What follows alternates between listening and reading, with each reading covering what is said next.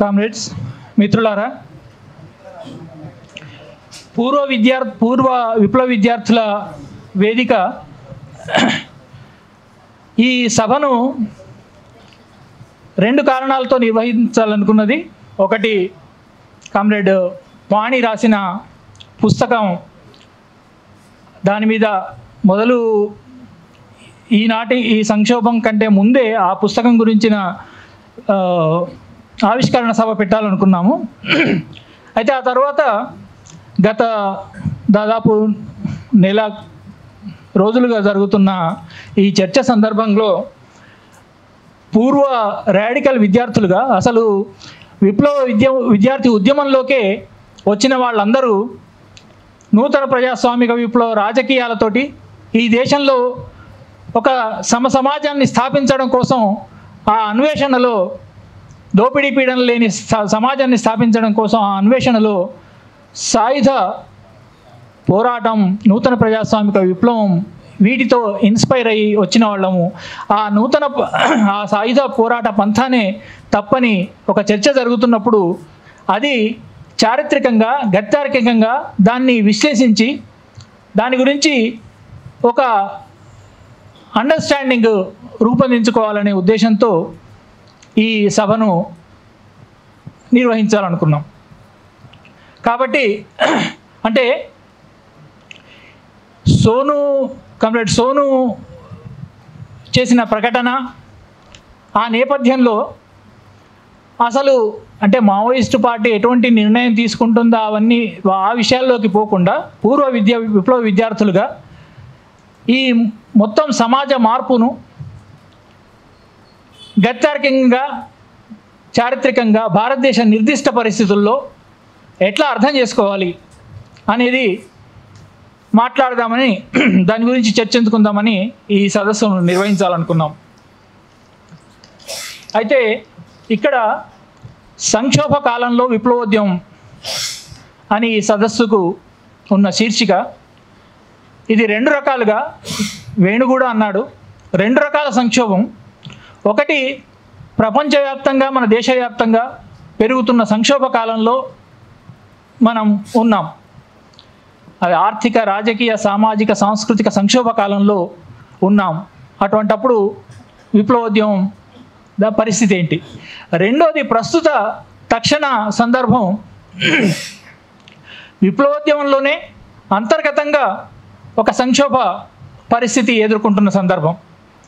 ఈ రెండింటిలో ముఖ్యంగా రెండో దాని మీద మాట్లాడుకుందాం.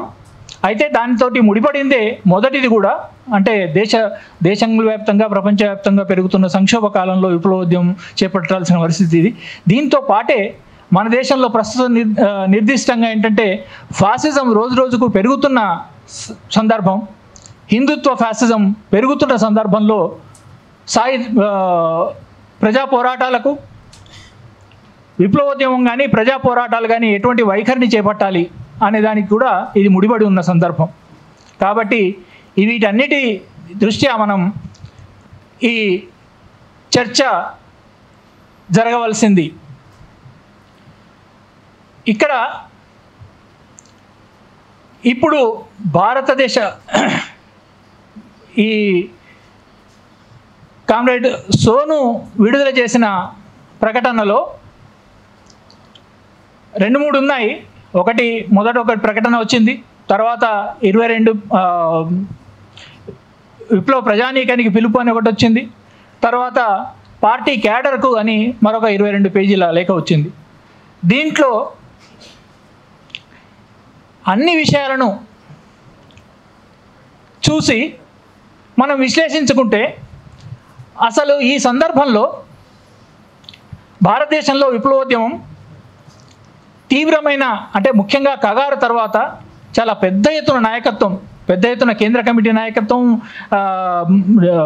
తెలంగాణ నాయకత్వం, దండకారణ్యంలోని నాయకత్వాన్ని, వీళ్ళందరినీ కోల్పోతున్న సందర్భంలో వందలాది మంది కింది స్థాయి నాయకత్వం, అంటే ఏరియా కమిటీలు కావచ్చు, డివిజనల్ కమిటీ కావచ్చు, పెద్ద ఎత్తున ఆదివాసీ ప్రజానీకాన్ని కూడా తుడిచిపెట్టేసి మార్చి 2026 మార్చి చివరికల్లా మొత్తం నక్సలిజాన్ని తుడిచిపెట్టేస్తాం అని అమిత్ షా అంటున్న సందర్భంలో నిజంగా అది జరుగుతుందా అని ప్రజలంతా, విప్లవాభిమానులంతా, ప్రజలంతా, శ్రామిక ప్రజలంతా ఆందోళన పడుతున్న సందర్భంలో సోను లేఖలు వచ్చాయి.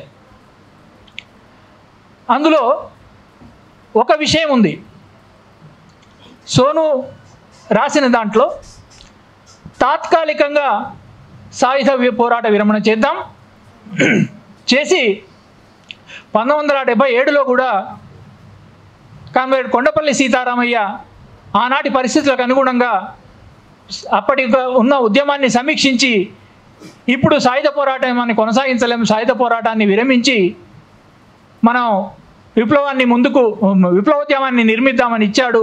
దాని నుంచి గుణపాఠం తీసుకొని ఇప్పుడు కూడా మనం అది చేయాలి అని అన్నాడు. ఇది రెండిటికి పోలిక లేని సందర్భం.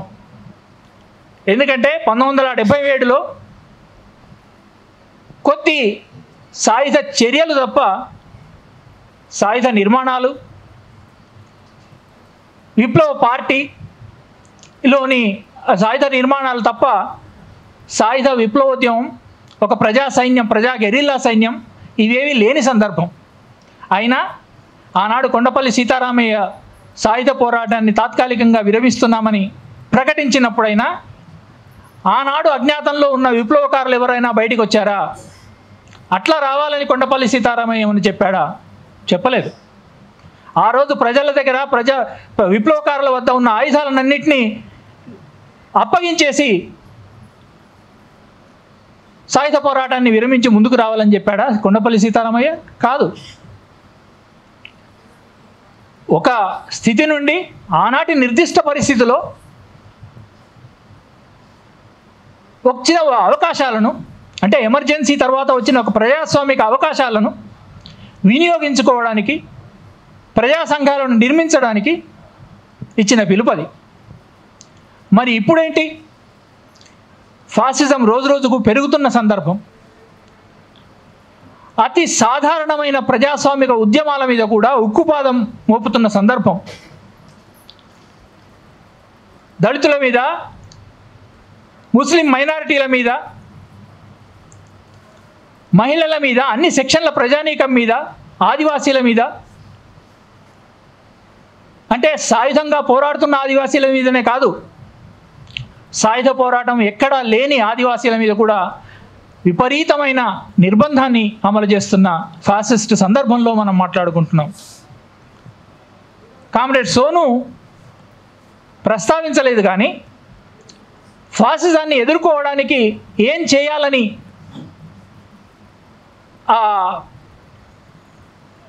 తాను కూడా నాయకత్వం వహించి బహుశా తాను రూపొందించడంలో కూడా పాత్ర ఉన్నటువంటి దీంట్లో ఏమని ఉండింటుంది? ఫాసిజాన్ని ప్రపంచవ్యాప్తంగా ఎట్లా ఎదుర్కొన్నారు? యూరోప్ వ్యాప్తంగా ఫాసిజాన్ని ఎట్లా ఎదుర్కొన్నారు? పూర్తిగా న్యాయబద్ధ పోరాటాలు, అంటే చట్టబద్ధ పోరాటాల ద్వారా మాత్రమే ఎదుర్కొన్నారా? హోవార్డ్ జిన్ అంటాడు, చట్టబద్ధం కాని పోరాటాలను చేయడం కూడా ప్రజలకు ఉన్న హక్కే అని. ఈ చరిత్రను మరిచిపోయి ప్రజా సైన్యం లేకుండా ప్రజలకు ఉండేది ఏమీ లేదు అన్న మావో మాటలను మర్చిపోయి ఈరోజు పోరాటం విరమించడం, అది తాత్కాలికమని పేరు ఏం చెప్పినా సాయుధ పోరాట విరమణ అంటే ప్రజలను కనీస స్థాయిలో కూడా, అంటే నిరాయుధులను చేయడం, ప్రజా బలగాలను నిరాయుధం చేయడం. అది ఈ ఫాసిస్ట్ సందర్భంలో ఎవరికి ఉపయోగపడే చర్య? అంటే మార్చి 2026 కల్లా విప్లవోద్యమాన్ని, సాయుధ విప్లవోద్యమాన్ని తుడిచిపెట్టేస్తామని అమిత్ షా ఏదైతే ప్రకటించాడో దాన్ని మరో రకంగా నెరవేర్చినట్టు అవుతుంది కదా ఇది. దానివల్ల విప్లవ ప్రజానీకానికి కానీ భారతదేశంలో ఉన్న శ్రామిక ప్రజానీకాన్ని కానీ, దళితులు, ఆదివాసీలు, మైనారిటీలు వీళ్ళందరికీ ఎక్కడ నుంచి భరోసా ఉంటుంది? ఈరోజు పోరాటాలు ఎన్ని అపజయాలు ఎదుర్కొంటున్నా కూడా ఎక్కడో ఒక చోట పీడిత ప్రజానీకంలో, ముఖ్యంగా విప్లవ ప్రజానీకంలో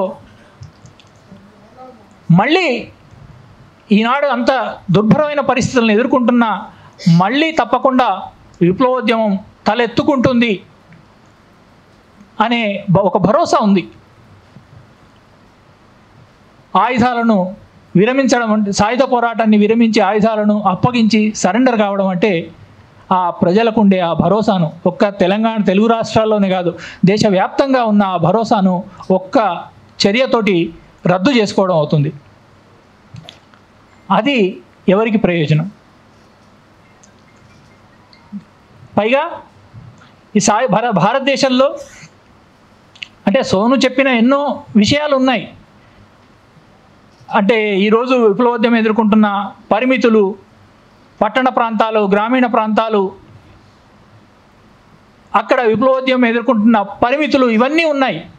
ఇవన్నీ విప్లవోద్యమం అధిగమించాల్సిన సవాళ్లే. అవన్నిటినీ అధిగమించుకోకుండా భారతదేశంలో విప్లవోద్యమం విజయవంతం ఏం కాదు. కానీ ఆ సమస్యలను అధిగమించడానికి, ఆ సవాళ్లను ఎదుర్కోవడానికి సాయుధ పోరాటాన్ని విరమించడం పరిష్కారమా? దానికి ప్రత్యామ్నాయంగా సోను ఏం చెప్పాడు? ప్రత్యామ్నాయం చూస్తే ఏమీ లేదు.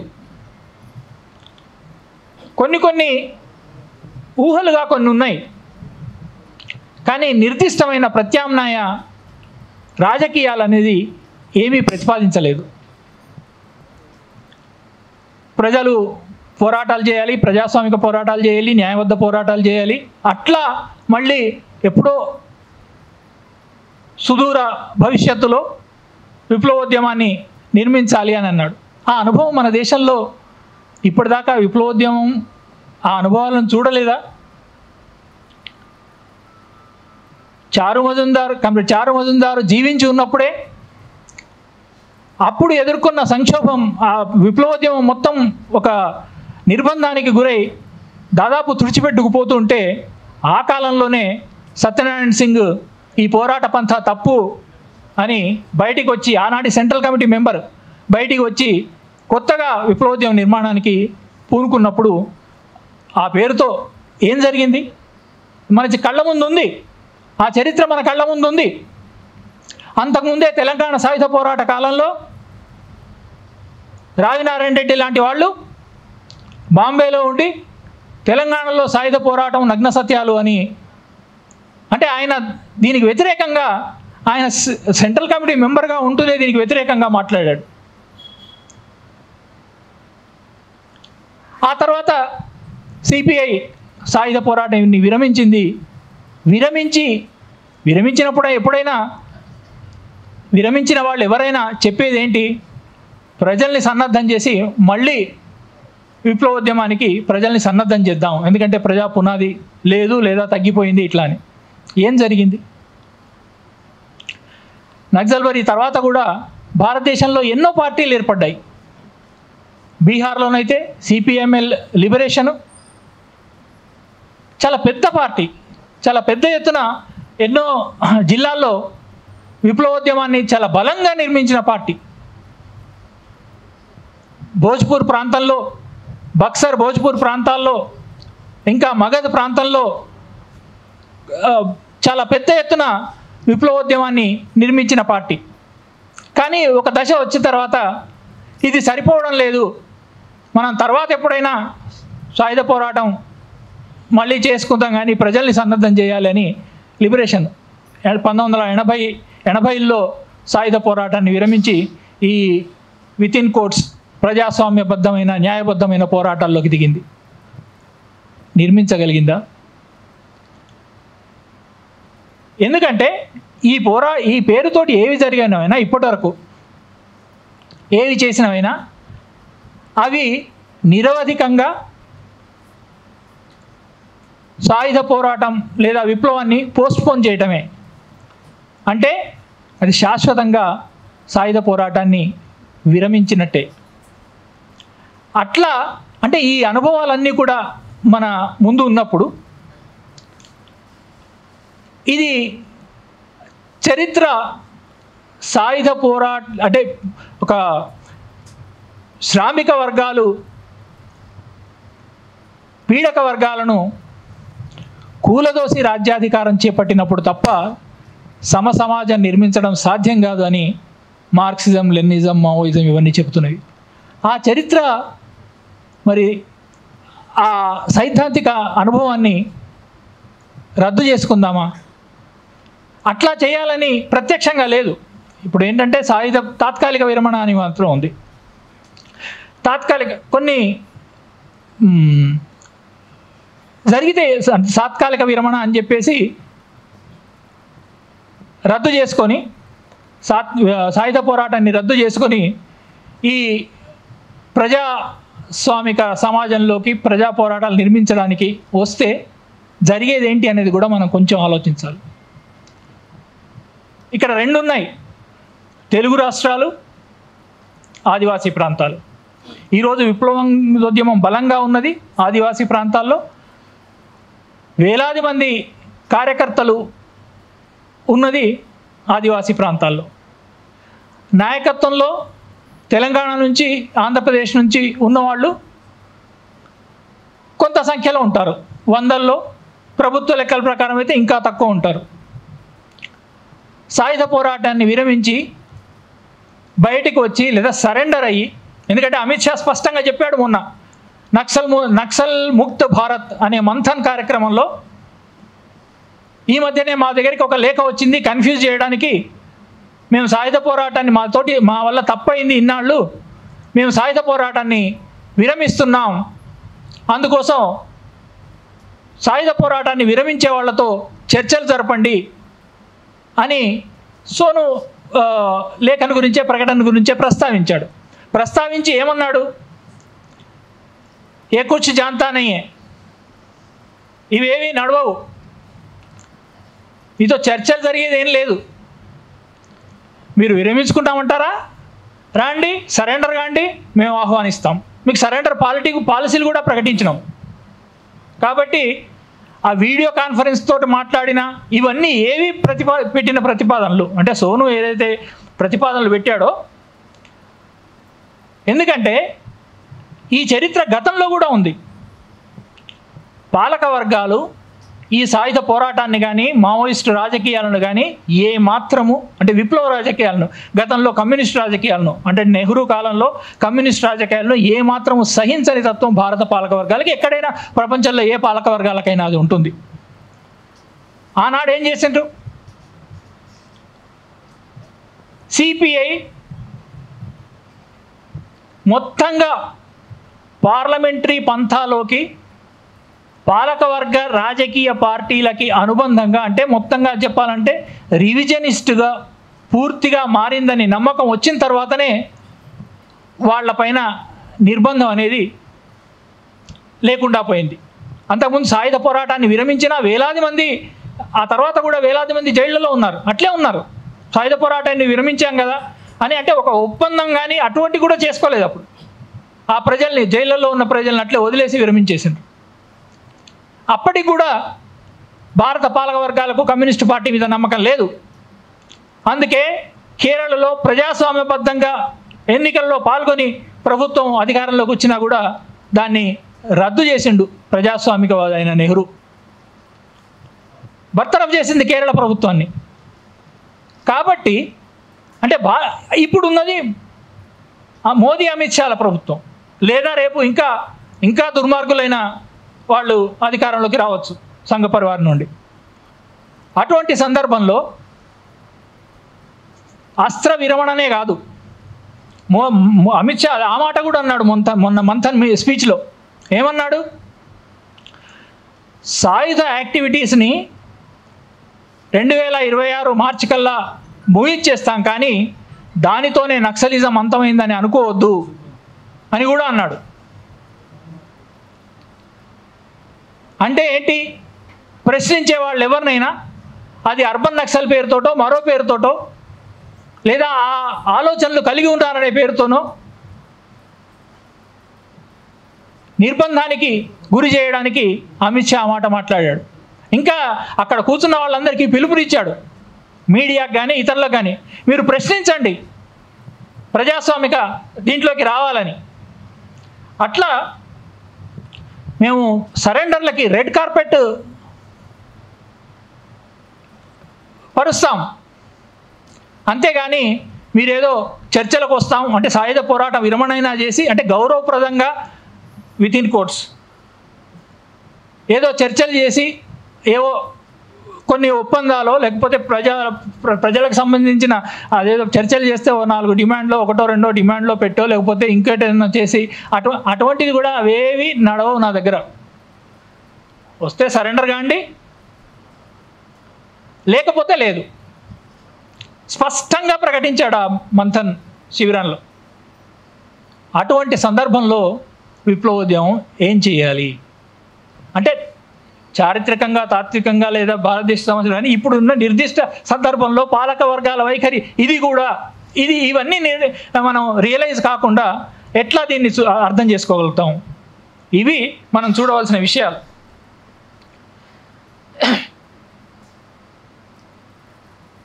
అంతేకాకుండా ఈయన ఇంకా మాట్లాడుతున్నాడు ఏమని, అమిత్ షా మీరు రాజ్యాంగాన్ని ప్రేమించండి, have faith in our judicial system, accept our administrative system. అరే రాజ్యాంగం మీద ఎవడికి నమ్మకం లేదు ఈరోజు? రాజ్యాంగ హక్కుల మీద, రాజ్యాంగ హక్కుల్ని ప్రతి హక్కుని కాలరాస్తున్నది ఎవరు? అమిత్ షా ఆ మీటింగ్లోనే మేము ఇన్ని స్కూళ్ళు నిర్మించాం, ఇన్ని హాస్పిటల్ నిర్మించాం లేదా నిర్మించడానికి పూనుకున్నాం, ఇన్ని రోడ్లు నిర్మించడానికి పూనుకున్నాం, వేరే చోట్ల చేస్తున్నాం, అది కానీ అవేవి కాకుండా నక్సలైట్లే అడ్డుకుంటున్నారు అనేది ఒకటి. అయినా సరే మేము ఇన్ని నిర్మించామని చెప్తున్నాడు. రోడ్లని మాత్రమే విప్లవోద్యమం అడ్డుకున్నది. ఇక్కడ మూలవాసి బచావ్ మంచి వాళ్ళు వచ్చినప్పుడు కానీ సోనీ సోరీ వచ్చినప్పుడు కానీ ఎన్నోసార్లు చెప్పారు, ఈ రోడ్లు కావాలి మాకు, కానీ ఈ 100 ఫీట్ల రోడ్లు ఎందుకు మాకు? మా దగ్గర మోటార్ సైకిళ్ళు ఉంటే ఒక ట్రాక్టరు అంతే, అవి నడవడానికి మాకు 100 ఫీట్ల రోడ్లు ఎందుకు? దాన్ని కదా మేము వ్యతిరేకిస్తున్నది. స్కూళ్ళు అంటే మేము మార్కెట్కి పోవడానికో, మేము ఒక ప్రదేశం నుంచి ఇంకో ప్రదేశానికి పోవడానికో, బస్సులు నడవడానికి వేసే రోడ్లను మేము వ్యతిరేకించడం లేదే. కాబట్టి మావి కాని రోడ్లు మాకొద్దు, మా అవసరాలు తీర్చని రోడ్లు మాకొద్దు, మా మీద నిర్బంధాన్ని ప్రయోగించడానికి చేసిన రోడ్లు మాకొద్దు అని అన్నారే తప్ప ఈ రోడ్లకి పర్సే వ్యతిరేకం కాదు అని మనం కాదు, అంటే మావోయిస్ట్ పార్టీ కాదు, మూలవాసి బచావ్ మంచ్ కార్యకర్తలు సోనీ సోరీ ఇక్కడికి వచ్చినప్పుడు సభాముఖంగా ఎన్నో సమావేశాల్లో ప్రకటించారు. మరి ఆ రోడ్లు వీటన్నిటి గురించి మాట్లాడుతున్నాడు కదా అమిత్ షా. బక్సర్ను నక్సల్ ముక్త్ బక్సల్ అని ప్రకటించాడు. ఇప్పుడు బస్తర్లో నక్సలైట్లు లేరు అని. బస్తర్ అంటే కొంచెం కన్ఫ్యూజ్ కావద్దు, బస్తరు 7 జిల్లాలుగా మారింది కాబట్టి బస్తర్ అని కన్ఫ్యూజ్ కావద్దు. బస్తర్ ఒక జిల్లా గురించి అమిత్ షా మాట్లాడాడు. అమిత్ షా కాదు, ప్రభుత్వ ప్రకటన వచ్చింది, బక్సర్ని ఇప్పుడు నక్సల్ ముక్త్ బక్సర్ అని ప్రకటించాం. మరి ఆ నక్సల్ ముక్త్ బస్తర్లో పేసాను అమలు చేస్తావా? 5th షెడ్యూల్ని అమలు చేస్తావా? ఆ ప్రకటన ఎక్కడైనా అమిత్ షా ఇస్తున్నాడా? అది సందర్భం. అటువంటి సందర్భంలో అదే కాదు, ఇంకా మనం ఒక 2-3 నిమిషాలు, అదే కాదు ఇంకా మనం చూడవలసింది ఏంటంటే ఇదేదో ఆదివాసీ ప్రాంతాల్లో మారుమూల ప్రాంతాల్లో జరుగుతున్న దోపిడీ దౌర్జన్యకాండ కాదు. శాసనబద్ధంగా ఢిల్లీలో ఈరోజు ఏం జరుగుతున్నదో చూడండి. 100లాది ఇండ్లను కూలగొట్టేస్తున్నారు బుల్డీజర్ తీసుకుబట్టి. మోదీ మొన్న మంథన్ కార్యక్రమంలోనే మాట్లాడుకుంటూ వీళ్ళు నక్సలైట్లు పీపుల్స్ కోర్ట్ అని పెడతారు, ప్రజా పంచాయతీ అని, అందులో తామే జడ్జిలు తామే ఇదయ్యి చేస్తున్నారు, దీన్ని మీరు ప్రశ్నించాలి కదా అక్కడున్న వాళ్ళని చేస్తారు. మరి బుల్డోజర్ ఏ చట్టాల్లో కింద నడుపుతున్నావు? సుప్రీంకోర్టు అట్లా చేయడానికి వీల్లేదు కదా అంటున్నది. వందలాది ప్రతిరోజు ముఖ్యంగా మొదలు మైనారిటీలవి ఎన్నో ఇండ్లు అట్లా బుల్డోజర్ తోటి కూలగొట్టారు. ఇప్పుడు మైనారిటీలు మాత్రమే కాదు, మీరు చాలా సోషల్ మీడియా పోస్టులు వస్తున్నాయి చూడండి. యూపీలో ఎన్నో ప్రాంతాల్లో హిందువులు ఇళ్ళు కూడా కూలుతున్నాయి. హిందువులు అంటే ఎవరు? హిందువుల్లో కింది మధ్యతరగతి శ్రామికుల ఇళ్లను కూలగొడుతున్నారు, బుల్డోజ్ చేస్తున్నారు. ఢిల్లీలో చేస్తున్నారు, ఢిల్లీ చుట్టుపక్కల చేస్తున్నారు. అంత నిర్దాక్షిణ్యంగా ఈరోజు అది జరుగుతున్నది. ఇక మనం చాలాసార్లు మాట్లాడుకున్నాం, కార్పొరేటు సంస్థలకు అదానీకి లక్షలాది ఎకరాలను ఎట్లా అప్పజెప్తున్నారు. భాగల్పూర్లో ఇప్పుడు 1500 దాదాపు ఎకరాలని అంటే 10 లక్షల మామిడి చెట్లను కొట్టేసి అక్కడ ఆ ప్రాంతంలో ఉన్న గ్రామాలను ఎళ్ళగొట్టి అంటే కాంపెన్సేషన్ కోసం ప్రభుత్వం 200 కోట్లను అలాట్ చేసింది. ఆ 200 కోట్లు ప్రజలకు ఇచ్చి అదానీకి ఆ ఎకరాలన్నిటి 33 ఏళ్లకు ₹1 దీంతో ఇస్తున్నది, ₹1 లీజ్ రెంట్కి ఇస్తున్నది.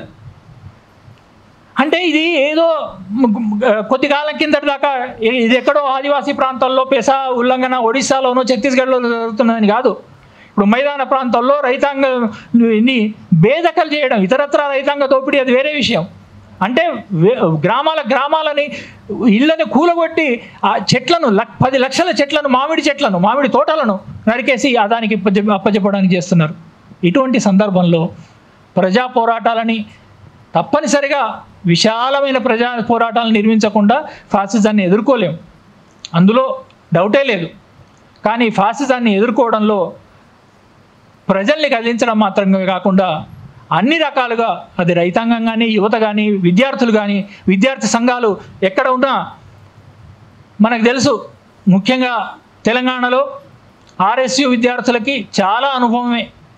ఏబీవీపీతో నిలబడి పోరు చేస్తే కానీ ఇక్కడ ఆ చరిత్ర అన్ని విప్లవ సంఘాలకు, విద్యార్థి సంఘాలకు అది ఉంది.